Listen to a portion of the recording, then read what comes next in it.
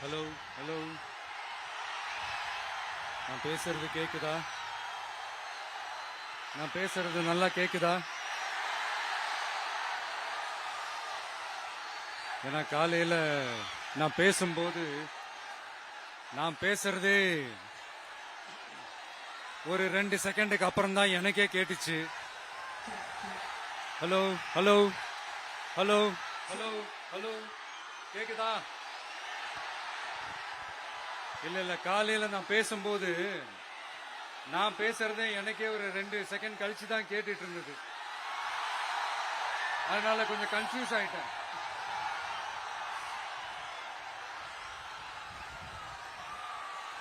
Okay, முதல்ல police டிபார்ட்மெண்ட்டுக்கு என்னுடைய மனமார்ந்த நன்றிகள். அவங்க இல்லனா அந்த பைபாஸ்ல இருந்து இந்த ஸ்பாட்டுக்கு என்னால வந்திருக்க முடியுமான்னு எனக்கே தெரியல. So once again, thank you so much.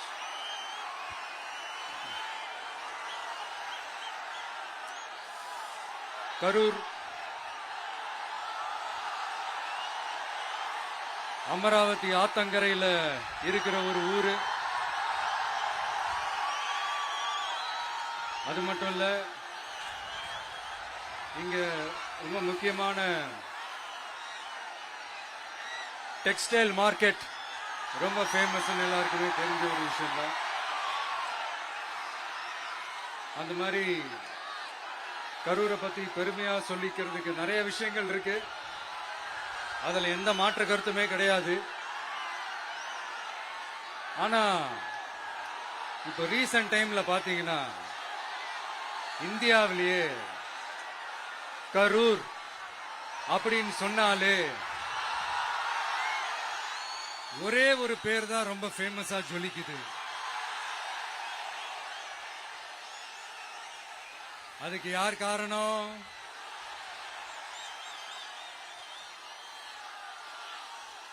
யார் காரணம்னு உங்களுக்கு தான் தெரியுமே. சரி, அதை பத்தி கொஞ்சம் அப்புறமா பேசுவோம்.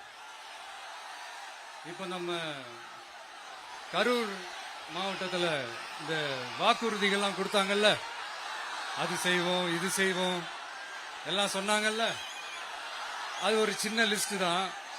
அதை ஃபர்ஸ்ட் பார்த்துடலாம்.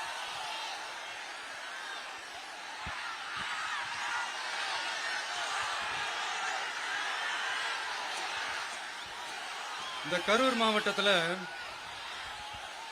இந்த பேரீச்சை வளர்க்க சிறப்பு திட்டம் செயல்படுத்தப்படும். இத்திட்டத்தின்படி பேரீச்சை வளர்க்க நிதி உதவி வழங்கப்படும். வாக்குறுதி நம்பர் 81. பேரீச்சை மரத்தை விடுங்க, அட்லீஸ்ட் இந்த பேரீச்சை விதையாச்சும் கண்ணில் காட்டினாங்களா? துபாய் குறுக்கு சந்து கதை தான்.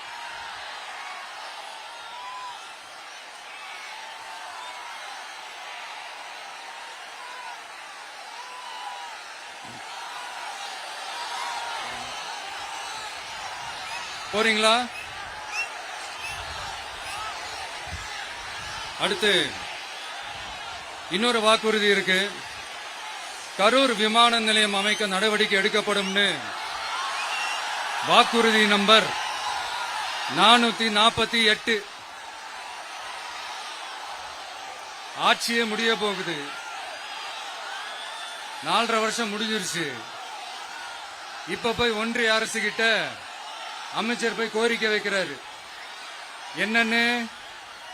ஏர்போர்ட் கட்டணும். ஐயா அமைச்சரே, இதுதான் உங்க டக்கா?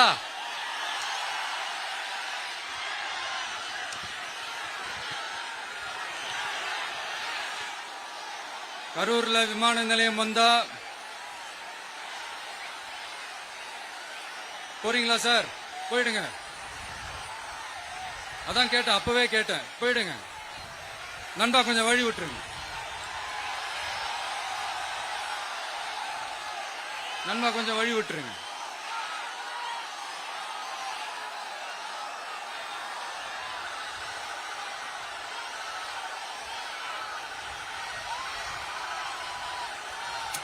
கொஞ்சம் கொஞ்சம் வழி விட்டுருங்க. போயிட்டு போயிடுங்க.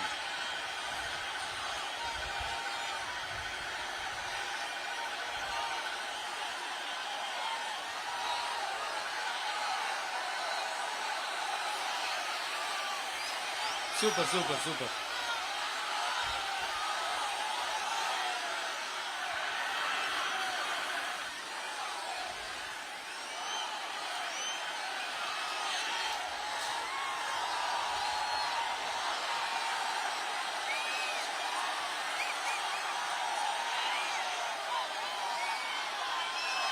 என்னப்பா ஆம்புலன்ஸ்ல நம்ம கொடி இருக்குது?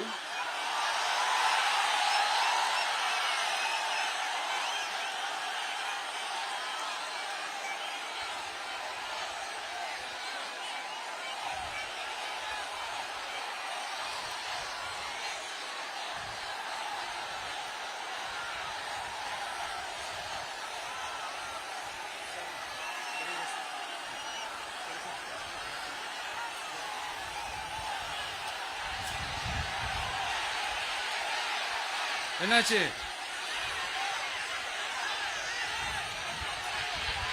தண்ணி கொடுங்க. தண்ணி பாட்டில் கொடு. தண்ணி பாட்டில் கொடு.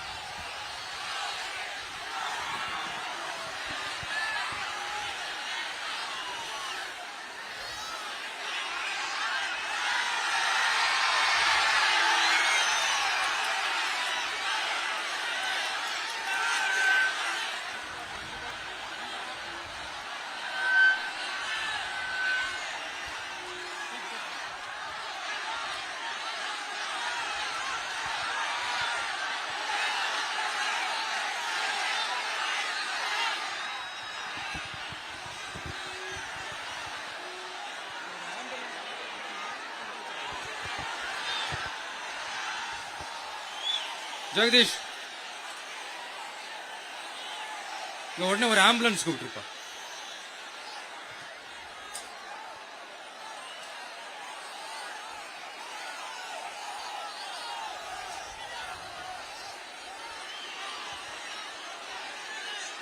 என்ன சொல்றான்?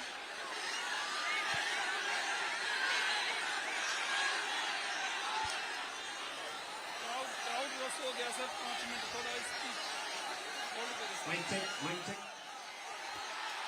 Mic check.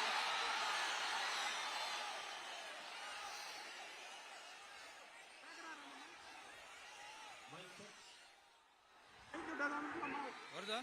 எப்படி போறது?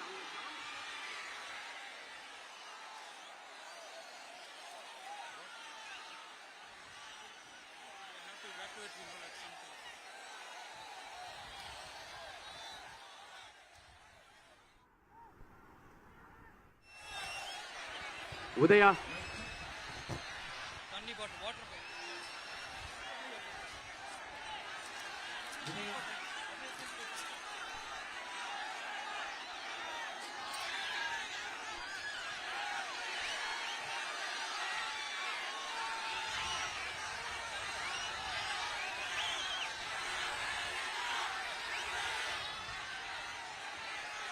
Mic check, mic check.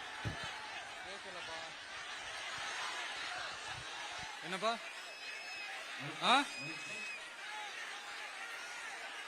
Coming coming coming. Ambulance வருது வருது வருது.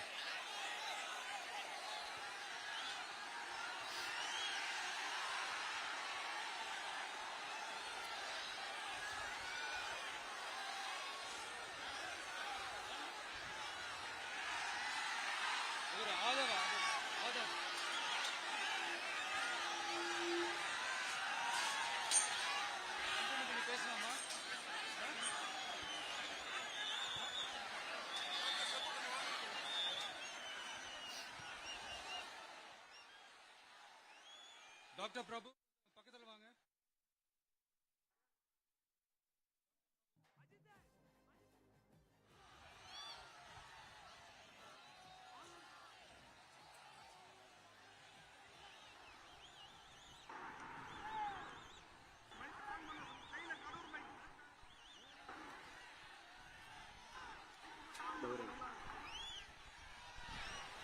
மைக் ஆன் பண்ணுங்க.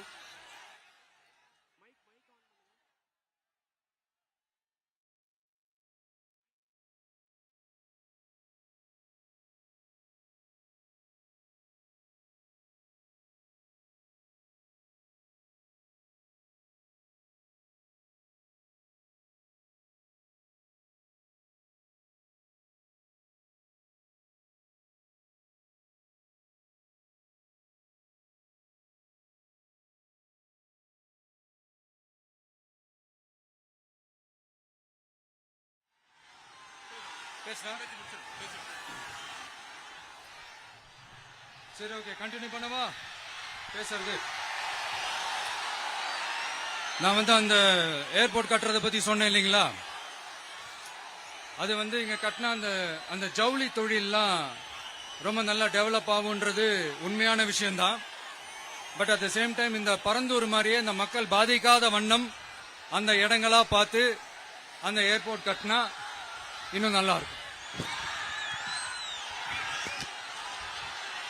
அப்புறம் நம்ம கரூர் பிரச்சனைக்கு வருவோம். இந்த மணல் கொள்ளை தாங்க கரூரோட தீராத தலைவலி. மணல் கொள்ளை கரூரை வறண்ட மாவட்டமாக்கிட்டது மட்டும் இல்லாம சட்டவிரோத கல் குவாரிகள் கரூரின் கனிம வளத்தை அழிச்சுக்கிட்டு இருக்கு. இதுக்கு காரணம் யாரு? சிஎம் சார் 11 மணிக்கு பதவி ஏத்துக்கிட்டா 11:05 மணல் கொள்ளை அடிக்கலாம்னு ஓபனா சொன்னவங்க தானே உங்க ஆளுங்க. 2026 மணல் கொள்ளை அடிக்கிறவங்க கிட்ட இருந்து அதுல வர்ற பணத்தை வச்சு தமிழ்நாட்டு மக்களை விலைக்கு வாங்கிடலாம்னு கனவு காண்றவங்க கிட்ட இருந்து நம்ம காவிரி தாய்க்கும் கரூருக்கும் விடுதலை வேண்டுமா வேண்டாமா? கிடைக்கும், கவலைப்படாதீங்க. தமிழ்நாட்டின் 3வது பெரிய ஏரி இங்க இருக்கிற பஞ்சப்பட்டி ஏரி. அதோட பரப்பு 1000 ஏக்கருக்கு மேல. அந்த ஏரி நல்லா இருந்தா விவசாயம் செழிப்பா இருக்கும். விவசாயம் செழிப்பா இருந்தா மொத்தமா பல லட்சம் குடும்பம் சந்தோஷமா இருக்கும்.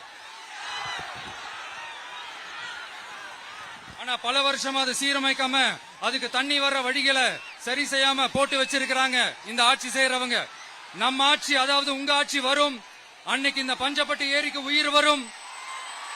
உங்க முகத்தில் நிம்மதி, சந்தோஷம் எல்லாம் திரும்ப வரும். ஜவுளி தொழில் கரூர் நகரை வளர்த்தெடுக்குது. இருந்தாலும் மக்கள் பாதிக்காத வண்ணம் ஜவுளி தொழிற்சாலைகள் இருந்து வெளியேறிய கழிவுகளை சுத்திகரிக்க அறிவியல் பூர்வமான நடவடிக்கைகள் எந்த அரசும் எடுக்கவே இல்லை என்ற கவலை மக்கள் கிட்ட இருக்கு. இதை தீர்க்கக்கூடிய பிரச்சனைகள் எல்லாம் அலசி ஆராய்ந்து உண்மையாகவே நாம அவற்றை முன்னெடுப்போம்.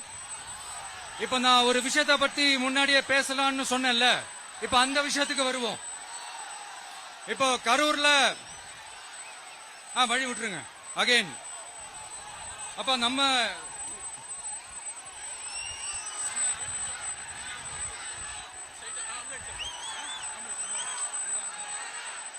ambulance.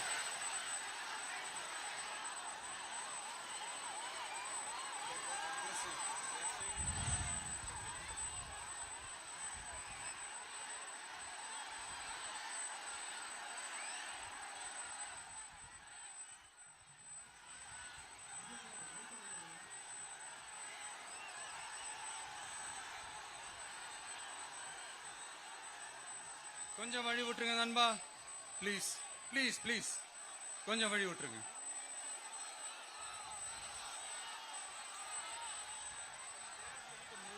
Ask them to move, give the passage to ambulance. Here there is a lot of people down. They have to take them to ambulance. கொஞ்சம் அந்த வழி விட்டீங்கன்னா அந்த ஆம்புலன்ஸுக்கு அவங்களுக்கு கூட்டிட்டு போகணும். அந்த வழி விட்டுருங்க அப்படியே.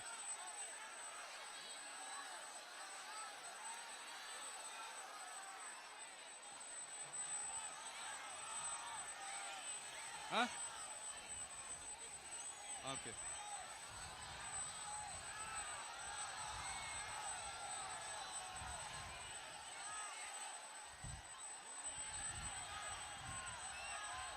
பேசலாமா?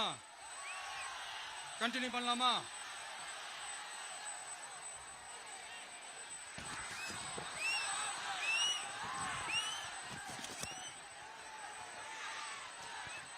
இங்க கரூர்ல இருக்கிற முக்கியமான பிரச்சனைகளை பத்தி நம்ம பார்த்தோம் இல்லையா? இன்னொரு முக்கியமான பிரச்சனைக்கு காரணமா இருக்கிற ஒருத்தரை பத்தி நம்ம பேசாம போனா நல்லாவா இருக்கும்? கரூர் வரைக்கும் வந்துட்டு அவரை பத்தி பேசாம போனா நல்லா இருக்குமா? நல்லா இருக்காதுல. எதுக்கு சுத்தி வளைச்சுக்கிட்டு ஸ்ட்ரைட்டா விஷயத்துக்கே வருவோம். இந்த கரூர் மாவட்டத்துல ஒரு மந்திரின்னு ஒருத்தர் இருந்தார்ல, இப்ப ஒரு மந்திரி இல்ல, ஆனாலும் மந்திரி மாதிரி. நான் யாருன்னு உங்களுக்கு சொல்லிதான் தெரியணுமா என்ன? ஒரு க்ளூ ஒண்ணு கொடுக்கலாமா? பாட்டிலுக்கு 10 ரூபா, பாட்டிலுக்கு 10 ரூபா, பாட்டிலுக்கு 10 ரூபா, பாட்டிலுக்கு 10 ரூபா, பாட்டிலுக்கு 10 ரூபா, பாட்டிலுக்கு 10 ரூபா, பாட்டிலுக்கு 10 ரூபா, பாட்டிலுக்கு 10 ரூபா. இப்ப ரீசெண்டா கரூர்ல ஒரு விழா ஒண்ணு நடத்தினாங்களே, அது என்னப்பா 30 பேர் விழாவா? 30 விழா, சாரிப்பா கன்ஃபியூஸ் ஆயிட்டேன். அந்த விழாவில் மாண்புமிகு சிஎம் அவர்கள் இந்த மாஜி மந்திரியை பத்தி உச்சி மேல தூக்கி வச்சு மெச்சினதெல்லாம் நம்ம காதால கேட்டோம் இல்லையா? இதே சிஎம் அவர்கள் இதே கரூருக்கு வந்தப்போ, எதிர்கட்சியா இருந்தப்போ, அந்த மாஜி மந்திரியை பத்தி என்னெல்லாம் சொன்னாரு, என்னெல்லாம் கேட்டாரு. ஐயா ஃபேக்ட் செக் நண்பர்களே, இதெல்லாம் நீங்க பெருசா ரிசர்ச் பண்ணணும்னு அவசியமே இல்ல. யூடியூப் ஓபன் பண்ணி பாருங்க, தெரிச்சிருவீங்க, மிரண்டுருவீங்க. இந்த திமுகவுக்கு இந்த மாஜி மந்திரி இப்ப என்னவா இருக்கிறாரு அப்படின்னு மக்கள் பேசிக்கிறாங்க தெரியுமா? இந்த திமுக குடும்பத்துக்கு ஊழல் பண்ற பணத்தை எல்லாம் 24x7 டெலிவரி பண்ற ஒரு ஏடிஎம் மெஷினா இருக்கிறாரா அப்படின்னு நான் சொல்லுங்க, ஊருக்குள்ள பேசிக்கிறாங்க. சரி, இங்க ஓகே. இன்னொரு முக்கியமான விஷயம், இங்க போலீஸ் பாதுகாப்புலாம் இருக்கா இல்லையா? போலீஸோட கைகள்லாம் கட்டப்பட்டிருக்குன்னு நினைக்கிறேன். போலீசார் மக்கள் தான் சார் எஜமானர்கள். மக்களுக்காக மட்டும்தான் பயப்படணும், வேற யாருக்காகவும் பயப்படணும்னு அவசியமே கிடையாது. இன்னும் 6 மாசம்தான். ஆட்சி மாறும், காட்சி மாறும், அதிகாரம் கை மாறும். உண்மையான மக்களாட்சி, மனசாட்சி உள்ள மக்களாட்சி அமையும். அப்ப தெரியும் எல்லாருக்கும் சுதந்திரமும் பாதுகாப்பும் 100% வரும். தேங்க்யூ நண்பா. கான்பிடண்டா இருங்க, நல்லதே நடக்கும், வெற்றி நிச்சயம். அஷ்மிகா 9 வயசு ஒரு பொண்ணு காணுமா, நீங்களே நம்ம தோழர்கிட்ட சொல்லி கண்டுபிடிச்சு கொடுக்க சொல்லுங்க. அஷ்மிகா 9 வயசுல ஒரு பொண்ணு காணுமா? தம்பிகளா கொஞ்சம் தேடி கண்டுபிடிச்சு கொடுத்துருங்க. அஷ்மிகா